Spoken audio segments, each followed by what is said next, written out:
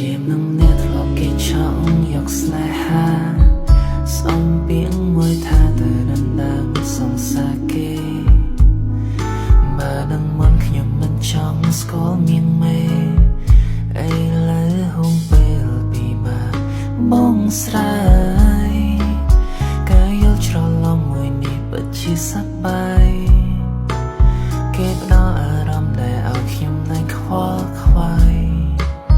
ដឹងត្រឹមក្បែរគេមិនចិនណាយតែគួរឲ្យស្ដាយគេនឹងមានសង្សា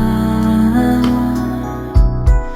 ដាក់សំណួរសួរខ្លួនឯងនេះប្រឹងសំដែងធ្វើដោយធម្មតាទាំងដឹងយុទ្ធសាស្ត្រស្នេហាគេប្រើបែបណាមកបោកចិត្តខ្ញុំលងស្មារឲ្យគេបោកសតិអារម្មណ៍